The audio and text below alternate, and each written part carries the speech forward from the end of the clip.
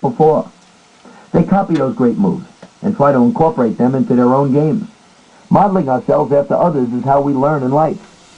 Identifying role models, though, is a little more complicated. In theory, role models are the people we look up to, the ones we want to emulate. But if they really are going to help us, we need to define what role models are. You may like Barbra Streisand's music, but that doesn't mean she should be your role model. Role models are people you can emulate, people you can learn from, and you'll find them everywhere, from the person sitting next to you at work to someone in your family. A role model is anyone who has anything to teach you on your journey to success. Who are useful role models? You are not trying to be these people you admire. It's like the person who buys a Brioni suit because he wants to be like Pierce Brosnan. Well, he's just going to be the same guy in a better suit. The television commercials say, "I want to be like Mike," in homage to Michael Jordan. But that's not what we're talking about. Modeling is a way of saying that we respect and admire the abilities of certain people, qualities that we want to make ours. Is this possible? Yes. You're trying to learn something about that person's gifts and talents, traits that allow them to be successful in the first place, trying to incorporate these traits into your own behavior. So you shouldn't be interested in people who have been successful because they've been lucky, but those who have become successful because of their own achievements.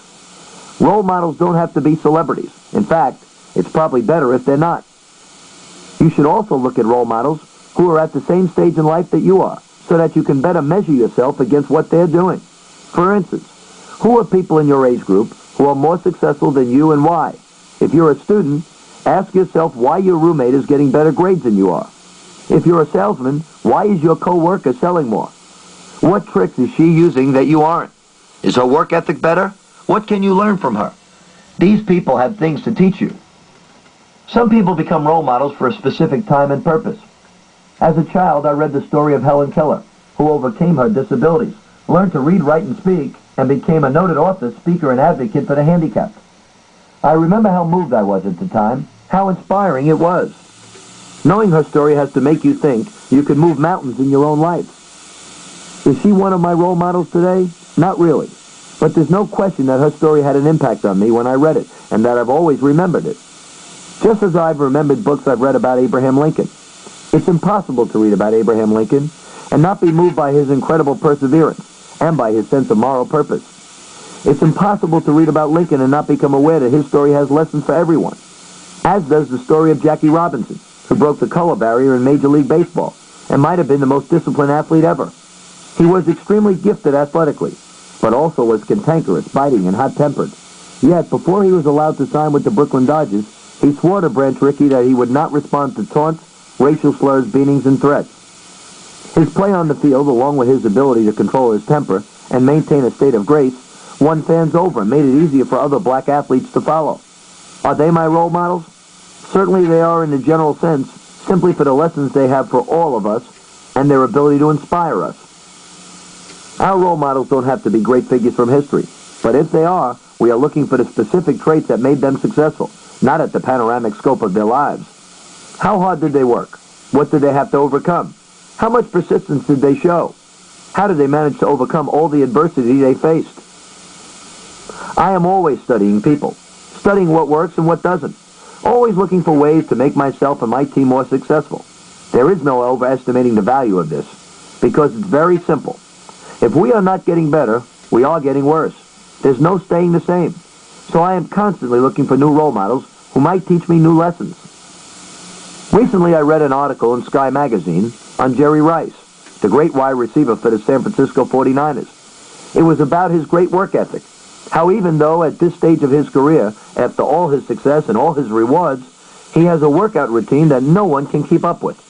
Jerry Rice is perhaps the greatest wide receiver in the history of professional football. This is someone who already has achieved virtually everything there is to achieve in his profession. Yet, each day in the off-season, he still puts himself through a grueling workout, which includes extensive running, sprinting, and weightlifting until exhaustion. Is it any wonder that Rice says he hasn't lost a step to age, has never been injured, and feels he can play as long as he wants to? See, lots of guys say they want to be the best, Rice told Sky Magazine, but they're not willing to do the little things. I'm willing to make the sacrifices, to do the work. I mean, I dare anyone to come out and hang with me. Full out, no holding back. Seriously, there's not many out there with my endurance or my desire. So Jerry Rice has become one of my new role models. I'll probably never meet him, nor is that important. But I am going to make sure every one of my players reads the article and realizes the price Jerry Rice pays to be as great as he is. That's the point, to learn about successful people and to understand what got them there. There are reasons why when a Pat Riley becomes the coach of the Miami Heat, everyone knows that team is going to get appreciably better. There are reasons why when Peter Ueberroth became the head of the 1984 Olympics, everyone knew it was going to be a success. There are reasons why David Stern turned the NBA into a textbook example of marketing genius, a blueprint for every CEO in the country. These are the people we want to study and emulate. And the key word is study, not admire, study. The person I'm studying now is Jimmy Johnson, the new coach of the Miami Dolphins, someone who has a reputation of taking football programs and immediately making them better. How does he do it? What are his beliefs and methods? Are they the same as mine or different? If he does some things differently, do I want to use them? If he does some things the same way, that's a reinforcement of my methods. And I don't care about Jimmy Johnson's personal life, and I don't care whether people like him. I am simply interested in those things that make him a successful football coach, and if I can use any of them. You also can't be afraid to adapt someone else's ideas and make them your own. But don't just copy them, tinker with them, build on them, make them fit your personality. It's like the concept of a model home. You know the ones. They're the first ones built in a new development. Everything's done just right. All the best amenities, all the best features, but that's not necessarily how your house will look. It's just the model. You decide what works for you and what doesn't. It's the same with role models. Take what works for you, leave the rest. Don't look for gimmicks. That's the trouble today. People want shortcuts. They are trying to work fewer hours and 4-day weeks. People are looking to work less and be rewarded more. But you must never forget that you must deserve victory.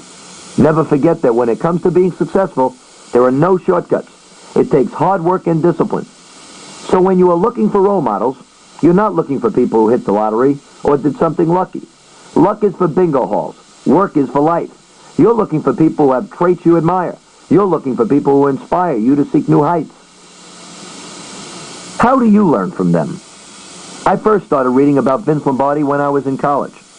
Lombardi was one of the greatest football coaches in history, the man who led the Green Bay Packers to the top of the NFL in the 1960s. He not only understood the power of motivation, but he had the ability to translate it to the players he coached.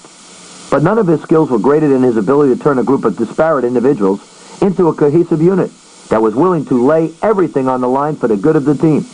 Individual commitment to a group effort, Lombardi said. That's what makes a team work, a company work, a society work, a civilization work. I remember the first time I saw the quote. I was mesmerized. I started reading everything I could get my hands on about Lombardi. I started adopting many of the principles he taught. The mixture of love and discipline. The development of character. That was the whole thing. Character as an attitude. When I first got into coaching, I quickly discovered my success was going to be tied directly to how much my players achieved. And I could help them do that by instituting some of the things I had already learned from older coaches. Whether it was the coaches I once had studied or my readings about Vince Lombardi.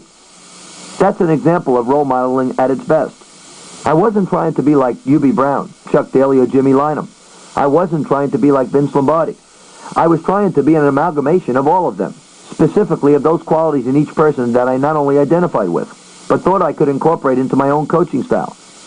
I've always done this. It's just always made sense to me. Learn from others. Learn from people who have made the journey before you. Learn from their wisdom. So many people have things to teach you, if you are receptive to it. It may be your boss, your golf buddy, or even your mother. Maybe it's your coworker who works an hour later than you every day, and she's the one who just got a promotion. I got a call from a colleague in the coaching field, Bernie Bickerstaff, at the time the general manager and coach of the Denver Nuggets in the NBA. He had traded for Mark Jackson, and he wanted to know how I was successful in getting Mark to play so well when I coached him with the New York Knicks. This is modeling. Bernie is using me as part of his research on Mark. Will undoubtedly take what I say, talk to others who know Mark, then incorporate all of his research into his own personality and his own methods. That's smart. That's an example of the type of research you should do. Learn what not to do. Why keep repeating the mistakes of the past? That's a lesson I learned from my father. He was always telling me not to make